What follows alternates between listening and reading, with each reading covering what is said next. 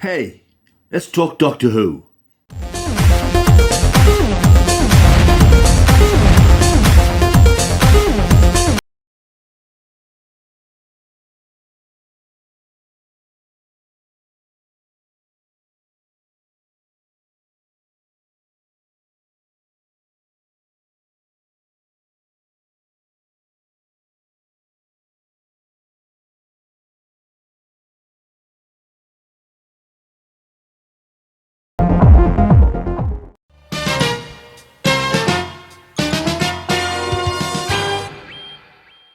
Hello, welcome back to my world of stuff. My name is Paul Mount. Today I'm doing the sort of video I don't normally do because this sort of stuff is quite well covered by other Doctor Who YouTubers, and it's not the sort of thing I particularly wanted to do with the channel. I'm more interested in doing reviews and just general chats about things that I watched and enjoyed and getting your opinions from them. But Doctor Who is something that people do like to watch on YouTube, and a couple of things have come up in the last week that I thought would be worth commenting on. So this is the first of irregular videos that will come up in the future on this channel, talking about new development in the world of Doctor Who. I can't say they're going to come up every week, every month, every couple of months. It'll be as and when some new Doctor Who topic arrives which deserves discussion. And that's happened this particular month. There's a few new Doctor Who news, gossip, rumour type things I want to talk about. And as I said, I don't normally talk about rumours because they're just rumours. They're completely unsubstantiated. I think when some of the things come from the horse's mouth, I think it's worth sitting up and taking notice and maybe talking about them. So welcome to Doctor Who news and gossip.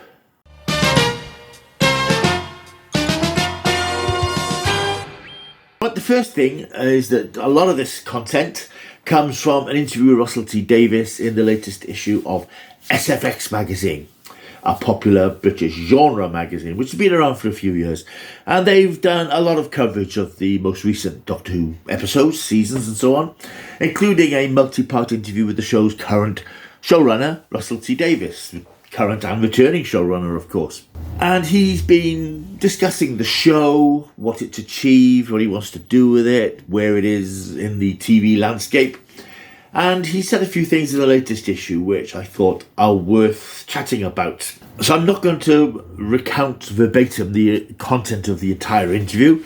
That's not fair on SFX magazine, and it would make me very lazy as a YouTuber, just picking and choosing little bits and pieces from magazines to talk about. I know other YouTubers do it regularly, but as I said, it's not something I necessarily want to do.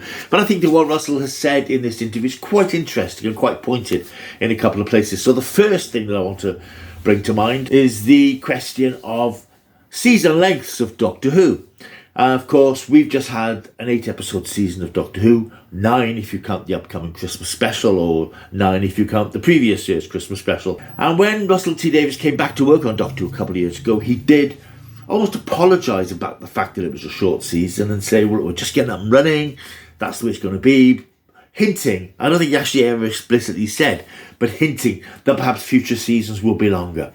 We have long since known that the next season, which is due to air sometime next year, and even that's up in the air at the moment, we have discovered that that season is also 8 episodes, including 9, including the Christmas special that's to come this year. What's going on? Well, Russell specifically asked about this in the SFX interview, and he says Doctor Who seasons going forward are going to be 8 episodes. Everyone would like us to do more. I think he says that at one point he'd like Doctor Who to be on every day, but that's the fan in him, I think. But he says no, the way Doctor Who is now, the production schedule, the sheer weight of the show from a production point of view means that there will only be 8-episode seasons. And he also goes on to say, I can't see that ever changing in the future. This is a disappointment, I think, for a lot of people. And I'm surprised that he said this. I'm surprised that he's been so upfront and said this. And it is a bit disappointing because I think if we all remember when he came to Doctor Who, that the initial plan was for a 6-episode run of Doctor Who, and he said, no, let's do 13. And that's how it was for several years, certainly under his watch. His first 4 seasons were 13 episodes. Stephen Moffat's first season was 13 episodes. I think his second season was 13 episodes split across 2 screening blocks. And it sort of gone up and down ever since 12 episodes, 10 episodes. It's sort of reduced to 10 episodes during Chris Chibnall's run. I understand that. Doctor Who is a big show to produce. It's huge in scale in terms of its imaginative reach and its imaginative scope, its requirement in terms of its sets and locations and special effects and post-production. I understand it's a big thing to do. But I'm still surprised that they're setting the cap at 8 episodes. I would have thought 10 is manageable. And I don't know, again, I'm talking as a rank outsider who doesn't work in television, certainly not in television to this scale. So obviously I'm not aware of the day-to-day pressures, the ins and outs, how budgets are allocated and all those sorts of things. That's very much an industry-specific thing. People working on television know how it works a lot better than punters like me. But it's the punters like me who are always the ones scratching our chins going, that doesn't seem right.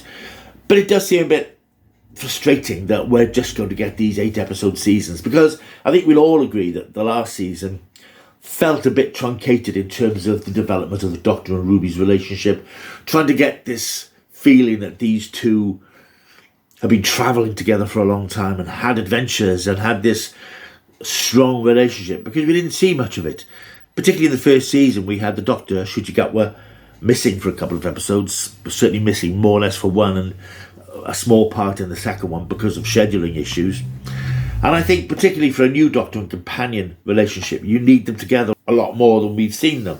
Which is why I think the final sequence of the last episode didn't land as well as it might have done, because Ruby's just arrived and now she's gone. We know she's coming back, but their parting wasn't such sweet sorrow because we'd only just got to know them and we weren't yet convinced that they knew each other the way the show wanted us to. So I think it is disappointing that we're just going to get 8 episodes here. 8 episodes is a short run, but I think it falls in with the industry standard as far as the streamers are concerned, in that they tend to do 8-episode runs, 10 episodes if you're lucky.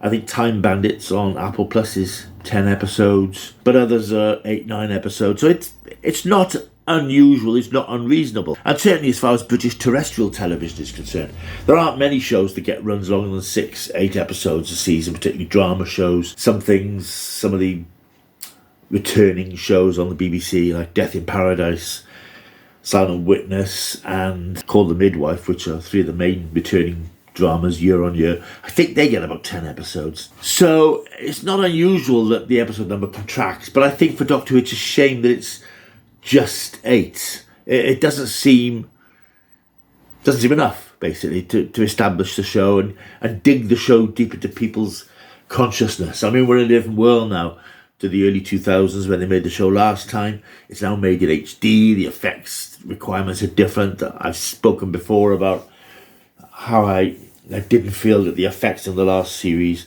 seemed to warrant the huge budget increase that the show seems to have had. But that's all by the by. I think the fact is that we all, as Doctor Who fans, have to get used to the fact that we're going to have 8-episode runs in the future, and not just for the future, the foreseeable future and the long term.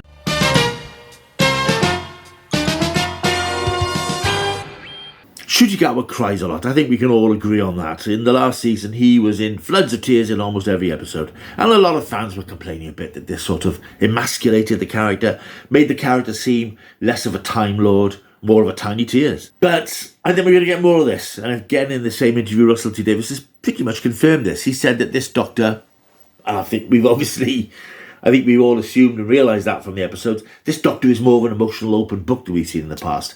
He does feel things more deeply and more immediately than perhaps some of his predecessors. This is the Doctor who is open to experience, he's open to emotions, and he cries and he gets upset. And this is going to happen again. I think Russell mentions in the interview that Ncuti sort of didn't ask him to specifically write that. But as Russell says, there's going to be more of it. He said, if people don't like it, there's more of it to come. We're going to see Ncuti Gatwa continuing to be in tears as long as he remains in Doctor Who, which we know at the moment is at least one more season. Yeah, okay, I understand the Doctor being in control of his emotions, and being emotional, and being upset about things. I think that's an interesting 21st century development, because it wasn't something we ever saw really in the classic series. But I think the more we see it, the less impact it has, because we tend to expect it. You know, the slightest thing, the Doctor stubs his toe, he's in tears. He's run out of digestive biscuits, he's in tears. It loses the impact that it should have when it's really properly emotional if he's getting upset all the time. But hey, I'm not in charge of the show. That's the way that Russell sees it's going to be. We're going to get more tears from Shutigawa.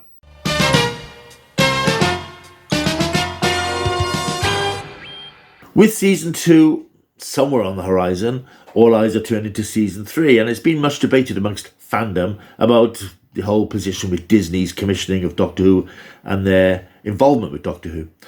Let's remember once again that Doctor Who is a BBC Studios production.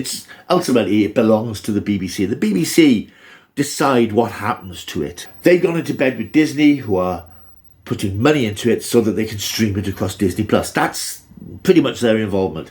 And I know a lot of fans keep whining about Disney Who, Disney involvement, but their involvement is that purely financially. I think they may have the odd note about certain things, but they don't have any influence on the style, tone, direction of the series beyond the money they put into it. But of course, with 2 seasons done, the spin-off series, I'll talk about that in a moment, underway, and Christmas specials done, that all fulfills the initial 26 episode contract that the BBC had with Disney for Doctor Who. What happens after that? That's the question that remains on fans' lips and remains unanswered, because again, in the same interview in SFX magazine, Russell points out something slightly differently to what we've heard before, and he says that any decision made on season 3 will probably be taken after season 2 is aired. We've not heard this before. This is generally been, we're waiting for Disney to make a decision, which will come along at some point. I think it was expected sometime at the end of this year. Russell's stance has changed now, in that he's saying that he expects Disney to make any decision, or any decision to be made, after season 2 is aired, which, as we know, could be as long away as next year. That would mean that the series wouldn't be able to enter production until end of next year, beginning of the year afterwards, and wouldn't transmit until the year after that, or the end of 2026. This is obviously flies in the face of Russell promising when he came back that there will be Doctor Who every year. That's not going to be a thing if this is the case. And it does seem odd that Disney might wait that long to make their decision. Now again, there was some news from the Edinburgh Film TV Festival last week, where Jane Tranter, I mentioned her in a previous video, she first cast this doubt about when we'd be seeing the next series of Doctor Who. But I think there were quotes from Disney that they were very happy with Doctor Who. They're very happy to have it on board, be responsible for distributing it across the world. It's very British, but they felt they'd taken to it. So it seems that Disney are happy to have it. Whether they'll remain happy to fund it, of course, is another issue. And it does seem odd that Russell's now saying that any decision beyond the next season won't be taken until after the next season's made. I know they've been writing scripts, so they're ready to go into production. But there's lots of imponderables. I mean, where do we stand with Shutigawa? Would he come back for a third series? Having finished it, will he come back a year and a half after he's finished it to start making it again? Or is he a two-and-done kind of doctor?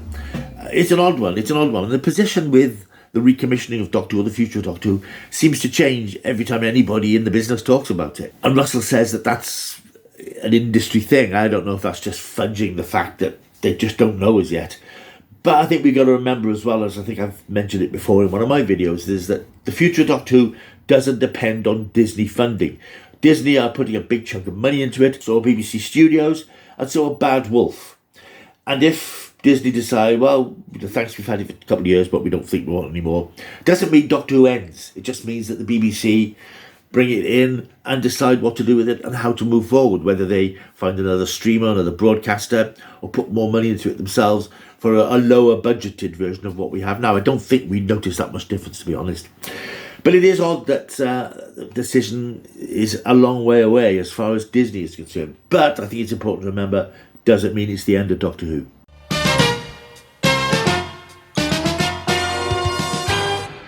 Those waiting for the release of season 25 of Doctor Who on Blu-ray is due out in October.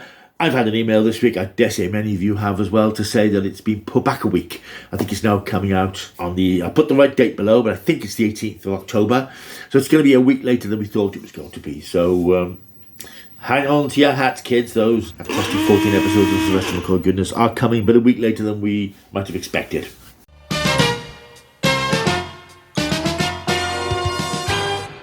And finally, for this episode of Doctor Who News and Gossip, yep, it's on its way. The anticipated Doctor Who spin-off, The War Between the Land and the Sea, is in production. It's officially started production. We've seen the photographs of the cast at the read-through, which came out a couple of weeks ago, and there have now been a couple of images of filming which has started in and around South Wales. I think there was some filming in Barry a few days ago and in a flat in Cardiff. No particularly interesting photographs, just photographs of jeeps with the unit logo, photographs of buildings covered in black drapes, which they often do for indoor scenes at night to black out the daylight, and the usual production vehicle. So nothing enormous in terms of cast and so on. We know that there is going to be filming abroad. I don't know where. I understand the production schedule is 16 weeks. It's due to finish before Christmas for the 5, I'm assuming, hour-long episodes. I've just this morning watched a video on YouTube from a whiskerless youth who claimed that no one's interested in the series. No one's excited about it. Nobody wanted it. The fans don't want it.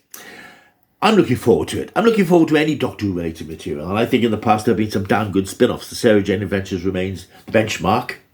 Torchwood had its moments. Class. Well, we can talk about Class. But yeah, I want a Doctor Who spin-off. I want this Doctor Who spin-off. And I'm looking forward to it. So yeah, let's not have too much negativity about something that we don't know anything about really beyond the cast and a very brief idea of the outline. Yes, I agree that in principle, it sounds like another of those stories that involve the Sea Devils coming out of their hibernation and wanting their planet back. And that is pretty much the story that you have with the Silurians and their aquatic cousins, the Sea Devils. But I'm sure that Russell T Davies will put a contemporary spin on it. We know that there's an issue in it about pollution and the Sea Devils rising up against man because of the way the oceans have been polluted. I don't think it's just going to be a shooty, gun battle between the Sea Devils and the Silurians. There are going to be human characters. There's going to be side things to it. So I think it's slightly disingenuous for YouTubers to sit and say, I don't want this, it's just the same old thing, it's boring. It's not up to the fans anyway what spin-offs are made. It's up to the people making the shows. And I think that having seeded Unit back into the show the last couple of years, I think it's very sensible to put them front and centre into this, because the audience knows Kate Lethbridge-Stewart. We know Shirley Bingham. We know Colonel Ibrahim. We know the whole Unit setup, and it works as a dramatic thing. And it will be interesting to see how it works standing on its own 2 legs away from the Doctor with other characters and other situations. But I think to make this broad sweeping statement that no one's excited about this is nonsense. I'm looking forward to it. I'm excited about it because I like the idea of a Doctor Who extended universe, and I think this is a sensible way to start. The title is growing on me. It is a clumsy title, I will admit that, The War Between the Land and the Sea, but it tells you what the series is about. It may well change, but I suspect that's the title we've got because, of course, it was seeded in the last series of Doctor Who where the Doctor used the expression. So, yeah, don't listen to negative YouTubers, as usual, who are castigating the show when it's only started filming a few days ago because they don't like the sound of it. Let's watch it first, eh?